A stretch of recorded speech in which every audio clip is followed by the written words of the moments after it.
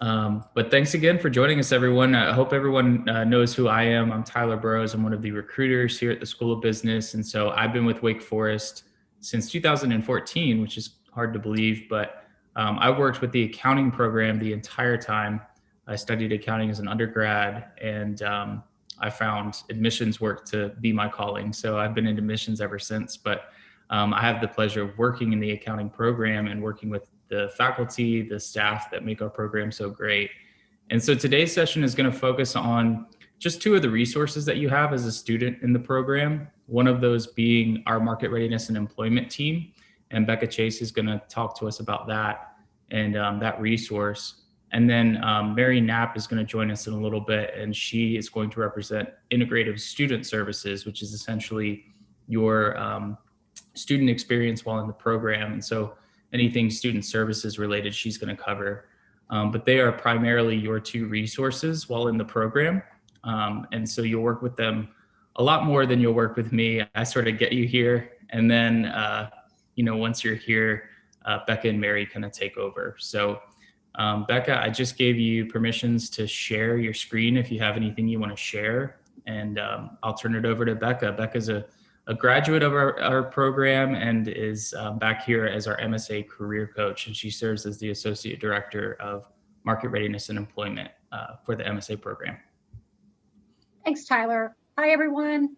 I don't know where you all are today, but I hope it's like it is here in Winston-Salem. We're having an absolutely gorgeous day. We're taking turns going on campus, so I actually just came back home from campus. I was there most of the day. And it's getting more lively. You're seeing more students. So I'm excited about getting back there, and I'm excited for you guys to have that experience as well. Great, Emily. Thanks for sharing about the weather there. Yeah, it usually is in Arizona, right? Okay, so as Tyler said, I think it's kind of fun to say that Tyler kind of gets you here, and then Mary takes care of you largely while you're here, and then I'm going to help you find the next step as you leave out the door. Although our time together really even begins before you start your academic work at Wake Forest and MSA program, with getting you prepared for the recruiting process and for searching for the right starting career for you. So I'm going to share my screen. Let's see here. Let me find this.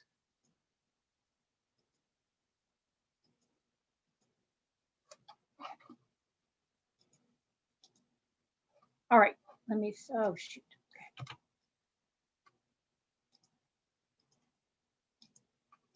As I was saying, I was on campus and I had to undo my workstation, so I'm kind of just pulling it back together, but we got this.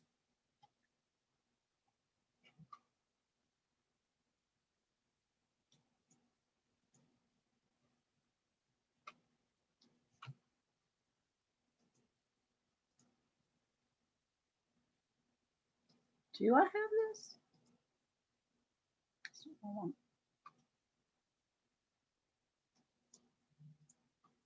Give me just one more minute. I'm going to switch this around. While Becca's bringing that up too, I would mention to the students in the chat, if there are questions you'd like for us to answer, please feel free to add those to the chat box, and I'll try to ask Becca or she can check the chat box after she presents to see if there's any questions related from a market readiness and employment standpoint. Right. So are you seeing my Ready 7 opening slide, Tyler? Awesome. Okay. Yep. So our framework for the career process, really from the beginning all the way through when you leave to head into your first stop on your career path, we cover all of that with our market readiness and employment group. So this is our mission. I think it is important to focus on this because particularly the mission to inspire, challenge, and prepare all students to find careers that reflect their values and lead to lives of connection and meaning. And that really is our mission. And that is what we focus on with you as we get to know you and have this individualized approach to your career process. So on our team, we have a team of coaches that all works together. I work, primarily with undergraduate accounting students and MSA students, but sometimes there might be one of the other coaches on our team that's a great person for you to have a conversation with or use as a resource. And so we do share that as well. So our Ready 7 framework starts with the very beginning of the process, self-awareness and career awareness. I know as master students, as you come in, you probably have a lot of that really in the bag and ready to go. You've chosen a master's program that's specifically in accounting. So I think that you're aware that those are the kinds of skills that you want to use. Some of the strengths that you have can be used in this career path, and that you're aware of some of the career possibilities. I think that's a place that we might be able to expand your knowledge base, though. I know that some of you may not have studied accounting as undergraduates and may not be as familiar with the different types of roles within public accounting. And then outside of public accounting, there's a whole nother world of opportunities for careers for students who study accounting. So we spend some time with that. And then the 3, 4, and 5, personal branding, network and relationship building, interviewing skills, that's the piece of it that's pretty intuitive. That's what I think is the biggest part of what in general students are seeking from a career coach. So we do a lot of work around those. But then after you've secured your job, getting you ready to be successful and find that meaning that we talked about in the first slide through having some other opportunities to engage around professional skills and literacy, and then just thinking about life and leadership and how you want to set your longer term career goals. Oh my gosh, you guys, I have the wrong slides. Tyler, I'm sorry, I gotta pull a different slide up. Fill in, Tyler. Sorry, guys. That's okay. You want to unshare your screen while you're pulling all that up? Yep.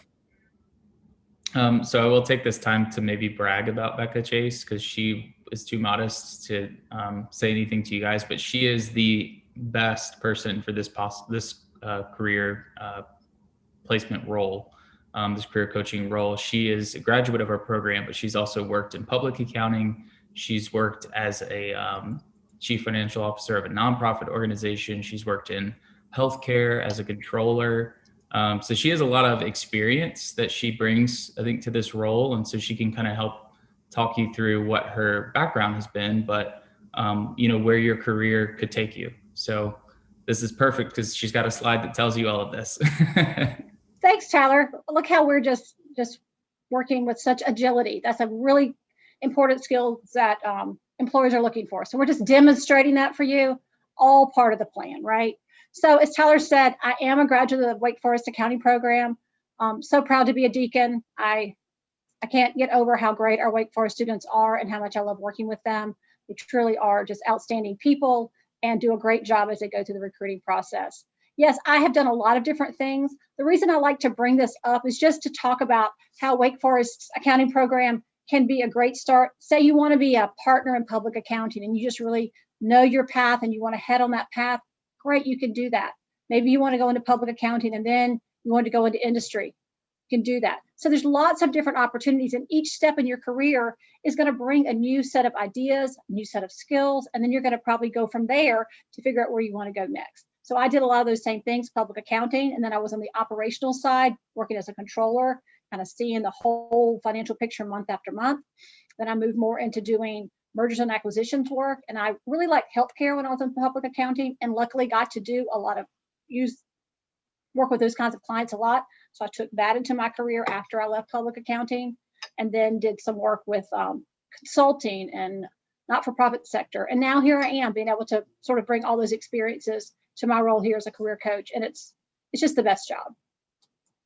Okay, so getting into where you guys are going to sort of focus on what you might be doing.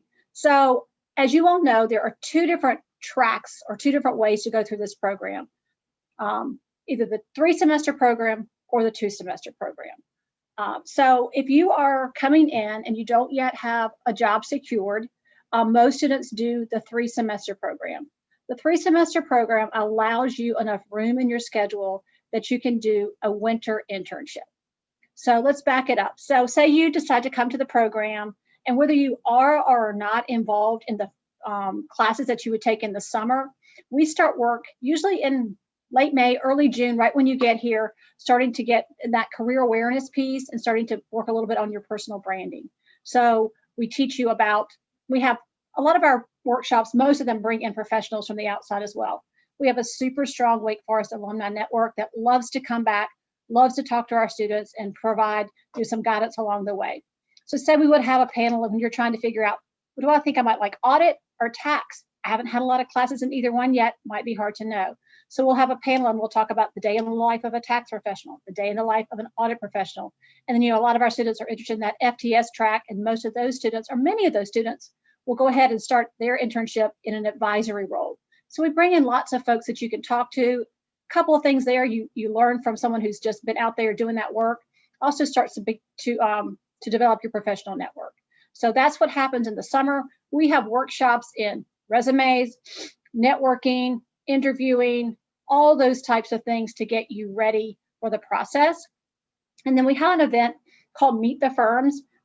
We actually are trying to drill down on the exact date for that right now. I was meeting with the other member of my team today.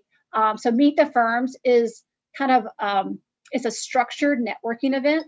So we have 10 firms that participate very actively in we call it our on-campus recruiting process. Obviously, it wasn't on campus this past year, but hopefully we're getting back to that. So every student has a chance to talk with people from each of the firms so you can get to know them. There's a lot of the names that you'll recognize. We'll get to that in a minute. So that's kind of what's happening in the summer. In the fall, you will start to interview in early September with the different firms. And then from there, you'll do second interviews and get your offers. And then you would make your decision about your internship by early November. And then in the beginning of the second semester, which the semesters are divided into minis. So that would be mini 3. So mini 1 and 2 are in your first semester, and then mini 3 and 4 in the second semester. So you go actually out into the field and do that winter internship. So say you get an audit internship with Cone Resnick in Tampa. You would actually go to Tampa for that period of time, and that would be the thing that you're doing. The only classes that you're enrolled in during that time is an internship course, which just allows you to provide a little bit of feedback to the professor and them to provide some guidance along the way. We actually tied into our ethics course that is taught in the fall, and that actually gives you another ethics credit through taking that internship. So that happens in that mini 4, mini 3. Mini 4, you come back, get back to your classwork. That summer between semesters 2 and 3, that's a couple of different things can happen there. Some students who did not secure that winter internship, and not all students do secure a winter internship, we have an opportunity to pursue that internship, but the selection is completely up to the firms. So some students end up doing a summer internship rather than a winter internship. Some students do more than one internship, but that's a time when students often spend a lot of their summer going ahead and getting the CPA done. So they study for that and pass that in that time period, come back for the fall, and graduate in December. I do think it's important to note that where students find success along this path, it varies. So many students come in, do that fall interviewing, they get the internship, and they're kind of off and on their way. The students, after you have that internship, most all the time, not every time, but most of the time, that will lead to your full-time offer. And then you can kind of check that off and just focus back on your studies. For some students, it takes longer. And you may be interviewing throughout the time and pursuing your first job throughout the time that you're in the program.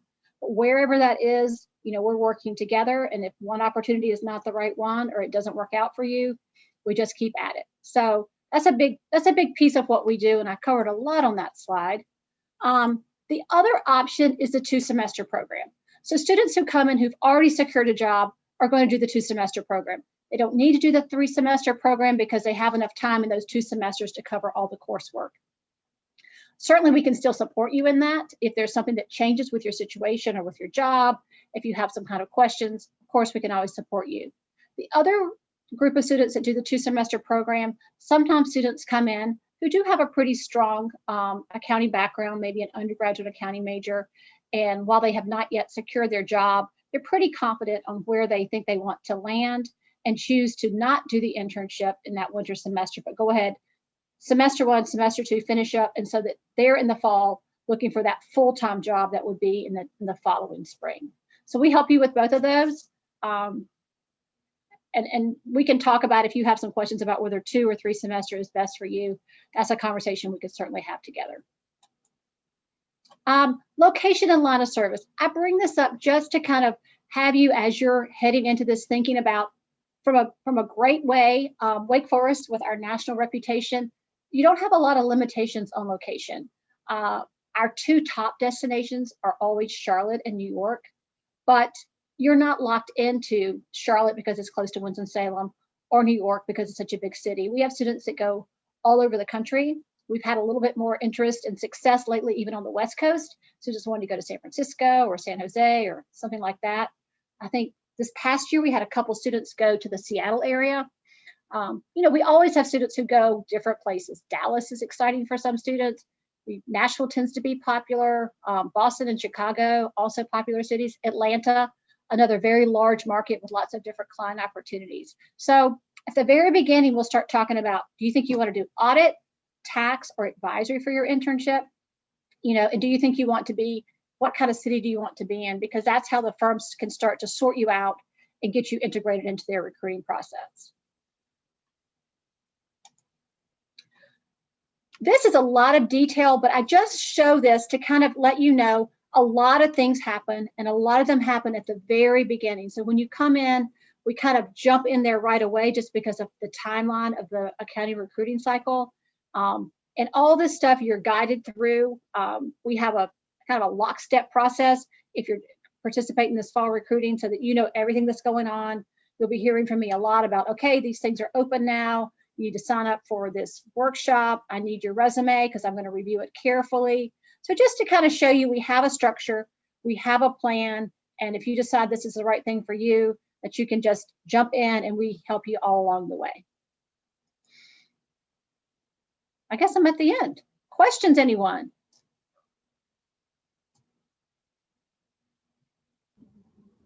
And there are probably a few of us in that you can unmute yourself and ask the question if you have a specific question you'd like to ask. Are all of you guys going to be participating in the on-campus recruiting process, or have you already secured jobs?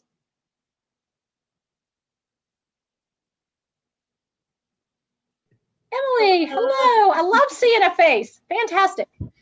I actually am interning this summer in audit, so okay. I'm looking to go to grad school next year and then take the CPA next summer, and Perfect. Then start a full-time position from there. So good. Sounds like you're well on your way. That's fantastic. What city are you going to be in? Well, I'm interning in Phoenix, but I'm really open to moving, so who knows? Okay. All right, well, you guys, if you end up having questions for me, there's something in the chat. Oh, that was you, Emily. Just let me know, and obviously Tyler will share my contact information with you if you need to ask me something offline. All right. Awesome. Thanks, Back Becca. to you, Tyler. Yeah, so I haven't heard from Mary, so I hope everything's okay with her. But I do have some slides to share to talk about student services and student resources. So I'm going to go ahead and just share those with you so that you can get a sense for what your student experience will look like this upcoming year. We still have some decisions to make as a university, for sure. So we don't know what the what the year is going to look like in terms of delivery or anything like that. But we do suspect that we'll be at least somewhat on campus as we were this year. And so once the university makes an official decision of what the summer and the fall semesters are going to look like, we'll communicate that to the incoming class. But I have to suspect that with the way vaccinations are going, we should be back on campus, resuming as close to normal of operations as we can. And so anyway, as I mentioned earlier, with this program, I sort of get you here. That's what my team does. And then once you're here, Becca and Mary are really the main resources that you interact with apart from the faculty of the program. And so the way that the programs are structured is that the student is at the center, and all of the resources associated with the program are specific to the program. Yeah. Becca, were you going to say something? Oh, okay. she put it on mute, maybe. Okay. So anyway, this is a picture of Farrell Hall. So I do want to kind of point that out. So this is where you'll be if we are back in person on campus. This semester we had sort of a hybrid. So some of our classes were online, some of our classes were in person for those students who felt comfortable and could make it to campus this year. But this is the School of Business. And so you'll have your classrooms in here. Becca sits in this space, I sit in this space, Mary sits in this space, and all of your faculty have offices in this space. There's even a kitchenette downstairs for you to pack lunch. There's pig mug table out front. There's a fire pit where students will hang out in between classes. And so all of that is available to you as a student. So This picture right here is actually the team of ISS folks. And so it is an entire team of individuals that oversee the student experience in the School of Business. But the person you'll be working with specifically is that person right there on the front row sitting next to Matt. And so Matt is our chief student services officer, and Mary is the associate director of student services for the MSA program. So she's the person you work with most closely. People often refer to her as Mama Mary. So she kind of serves as your mom away from home while you're in the program. But anyway, she works with this entire team of individuals to provide a robust student experience for you. So this is just a little bit about the team. Sorry. But essentially, like I said, you'll be working with Mary for the most part. So again, there's another great picture of the inside of Farrell Hall, where hopefully you will be this fall. And as I mentioned, you're at the center. So everything student services related, whether it's extracurricular events, academic support, personal support. If you're going through a tough time at home or some sort of personal experience, Mary's kind of that go-to person if you just need to bounce ideas off of her. And then she can also refer you to more professional services if you need it. So if you need academic support from a standpoint of you feel like you may have a learning disability or something like that, she can help you out with that, and she can connect you with those resources. Or if you need to go to the counseling center, she can be that person to connect you with those resources as well. She'll connect you with tutoring services if you feel like you're struggling in a class. She'll check in with the faculty of the professors that are teaching you to make sure that you're doing well in the classroom. So her goal is to help you through this program and to make sure that you graduate with an MSA degree. But anyway, she's kind of that main contact for all of this. So in terms of involvement, there's a couple of different ways, and they sort of break it into two categories. There's organizational involvement, and these are organizations that you can join even as a graduate student. But there's also event level involvement. And so if you don't feel like you can commit to an entire organization and be involved regularly, there are specific events in the School of Business that will host that you can commit to just helping out with those events. You don't have to commit to an entire organization. So the organizations, we'll cover those in a later slide, but basically the Student Engagement Council is going to be the most robust of the organizations. And the Student Engagement Council is basically a group of students that provide opportunities for engagement for the peers of their program. So, it's usually anywhere from 10 to 15 students, and they create all of the engagement opportunities for students, outside of the classroom. So they're putting together events like tailgates before the home football games. They put together trivia nights at local bars and restaurants. They even do fun things like organize skiing trips and stuff like that. They'll also create opportunities for philanthropic engagement too. So they'll often create they'll have signups for a Habitat for Humanity build, or they'll put together backpacks for, underprivileged school children in the area. That's part of the Forsyth County Backpack Project. So, they are really the main people that create all of these opportunities for students. And so I've actually just admitted Mary. It looks like she was able to join us. So I don't want to speak entirely on this for her, but since she's here, I'll let her kind of take over. Mary, we've covered pretty much everything that you do from a student perspective, and we moved on to involvement in terms of organizations and events. I want to apologize to everybody that's in here, but I unfortunately pulled a back muscle, and my back and neck are like, I could barely walk. So I went to get a quick massage at 2:40, and it should have taken an hour, and I just got out. I don't know why. Hopefully you feel better.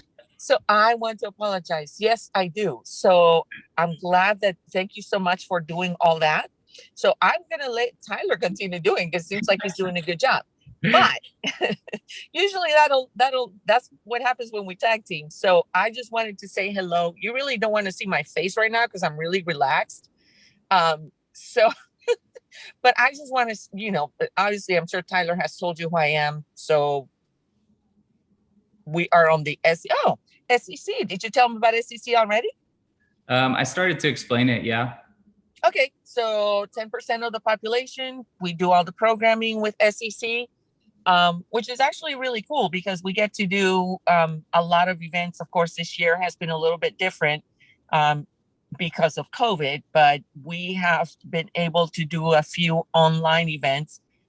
It's not the same, and what we're realizing for this year is that we're doing a lot of things, not so much for opportunities to um, we have plenty of speakers and people that come, but the main thing that the students, especially this year, want with SEC, it has been connection. And so we try to do just that, whether it be conversations, whether it be virtual trivia, little things like that. So we try to get creative. And actually, I'm having a couple of meetings with students tomorrow, trying to come up with more ideas as to what they want to see. Because again, it is not about what I want to put on, as programming, but it's more, what is it of interest for you and what does it look like now? In a perfect world, hopefully in the fall, we'll be able to have more in-person events. And actually we're going, because our status has changed and now with a few more restrictions being lifted in the next couple of weeks, hopefully we will be able to have more group involvement in person, which I'm looking forward to that. And then, of course, you have the other organizations that, Tyler, I don't know if there's another slide, but there's other organizations also within the School of Business in the university that you can get involved. Again, the Association of Business Students of Color, International Student Association, anything that shows here. And actually, Whitney Simpson, who is one of our accounting faculty, she is the chair for the Graduate Women in Business. And again, there's a lot of really good opportunities for your involvement, not just with the Student Engagement Council, but also within the School of Business and within the university. We have a multicultural center. We have an international student office as well. And, just other things, of course, the intramural sports and things like that, that we have. Again, sometimes are available because some restrictions are being lifted. Intramural sports are going to start again with some restrictions. Our gym is also opening. It was closed, but now again open. You can set up appointments, so you have the opportunity still to get involved. Fall may look a little bit different. We don't know that yet, but again, this is where we say that you guys are what drive the program because you are the ones that really said what you want to do. And it's not about us. We really try to make it an experience that will be of interest to you and that will also, will be things that you want, not things that I want. Is there another slide? There is. So I spoke a little bit about organizational Okay. involvement, but there's also event involvement too. Okay. And one of the things, I don't know if you mentioned, did you mention my role with faculty as well in the classroom? I kind of touched on it briefly. Yeah. Okay. Yeah. So and actually, I love my job and the fact that faculty and I are very involved together because my job is to help you academically and personally, but I can't help you unless I know. And a lot of times I get it. It takes a little bit longer to get to know me, but faculty gets to know you first. And I love that faculty really likes to have that conversation with me and say, hey, this is what I'm noticing about a student, or hey, somebody got great news about something. So we said, thanks to them, I'm able to reach out to students a lot sooner and really support and offer resources that may be necessary for you, and also to celebrate small victories and things like that, whether it be you met with somebody or somebody got a job, or things like that otherwise other than Becca knowing, there's times where they tell faculty or so and so passed the CPA, little things that, again, we like to celebrate everything, all the good stuff. So and your faculty is very involved. One of the things that we've had this year that we have just about every semester is lunches with faculty. This year they have been virtual. Dean Evans just had a lunch with, and actually Tyler attended, and he talked about, because he loves research, he talked about a PhD track. And because he, again, loves that. And there's some students that actually are interested in maybe after working for a little bit in public accounting to maybe seek out their PhD. And so this was a really good conversation. Professor Simpson also will have virtual lunches. Professor Yankee, who teaches business law and private equity, talks about businesses and, again, topics that are of interest to you, but that also you can get to know your faculty outside of the classroom and really see what their involvement is either in the community and also in academia, which I think is really cool. Yeah, I attended that PhD lunch and learn, and that was really interesting just to hear about the typical path to a PhD. And so we had 3 other students that were considering it, and so they would just wanted to know like what they needed to do to prepare. What schools are really known for their PhD programs, I think was important to know, like what schools are even offer a PhD program since Wake Forest does not. So that was a really fun experience, and I think students are more willing to share in those smaller meetings too. One of the things about faculty also is that they are great connections because we all talk, when you come to Wake, you think, oh, it's just my life at Wake, but it's not. Once you leave Wake, a lot of our students still have a connection with me and with a lot of faculty, because you never know when you need a network opportunity. We actually have I know for a fact we have 2 alumni that got married, and one of them is doing PhD and the other one is working at the university as well, where he's doing his PhD. But I know that a lot of the connections with the university where he's doing his PhD had to do with a recommendation from one of our faculty. So again, stay in touch with those faculty that you think you have a better connection with, because you never know when you'll need them or what kind of advice. They're your mentors, but not your mentors only during your time at Wake, but a lot of times beyond, and myself included. And yes, involvement ideas, anything that you have in mind, we always love to hear your feedback. We have feedback sessions where we want to hear from you, what's working, what's not. A lot of times we change things because of the feedback that you provide to us. And so again, here at Wake, I can say that I'm your advocate and I'm your voice, and your voice really matters here. And I'm a fierce, as they call me, Mama Mary of the program. And again, I'll advocate for you and I will support you the best I can. And that's what I can say. So yep, and that's what some of our students say. Hey, there was Lawrence. So we do have the weekly newsletters, and actually they go out every week. And it's basically what's going on in the MSA program, any announcements that we have that are important, and also things happening within the School of Business and the university. And as we said, program specific opportunities, but also, within the university, the Center for Leadership, Character and Leadership, I think it's called. They're having, I forget what it's called, but it's a leadership semi-conference, and I think they're going to have Colin Powell, and who's the other person, Tyler? I don't know. You're putting me on the spot. It's Madeline Albright. Yes, it's Madeline Albright. Yes, because I signed up because I want to hear them. So there's some powerhouse people coming to speak at Wake, and a lot of times we have a lot of really interesting people that come to Wake and speak. So again, a lot of really good opportunities. Do I have another slide? I apologize. Thank you for putting this together. I feel so unprepared, but I'm normally not.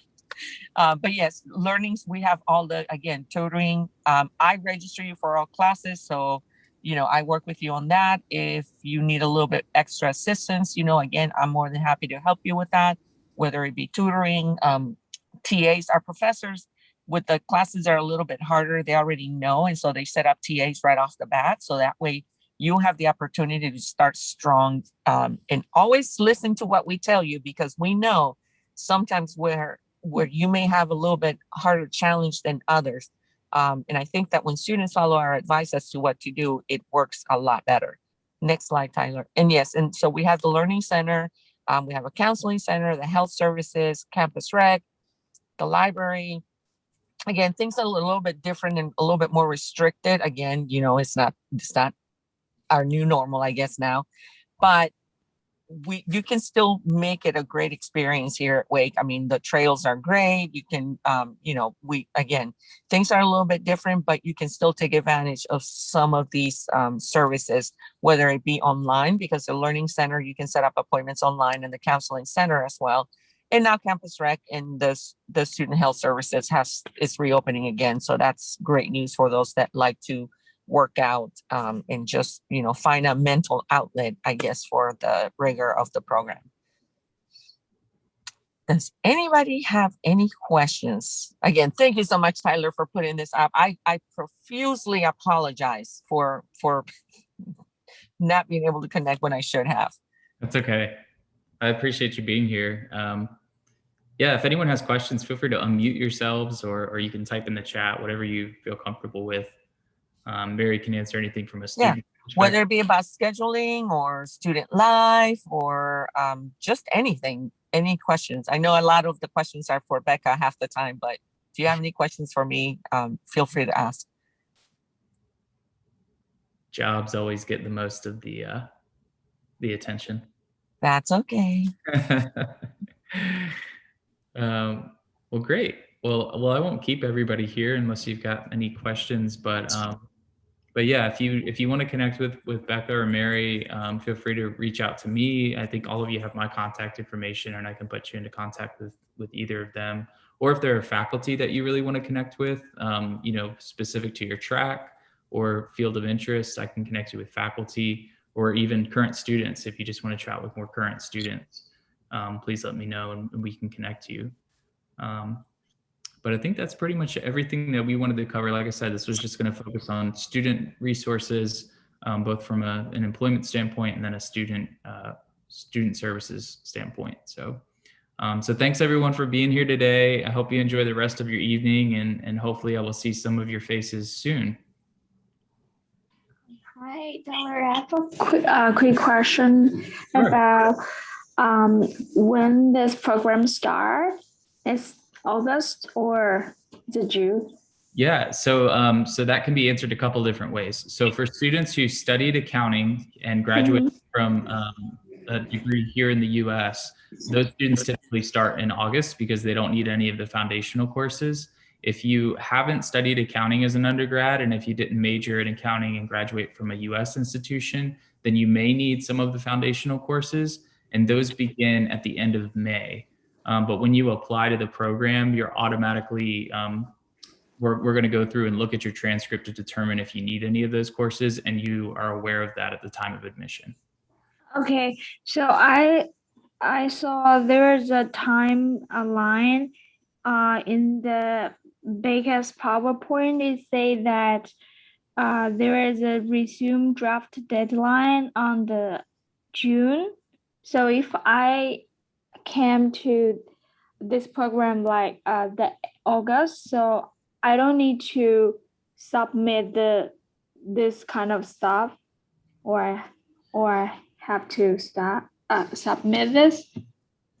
Yes, so I can jump in here. So the Meet the Firms happens in August, which is really before you would start your academic work. So even if you're not here, we work together in getting you ready for that event.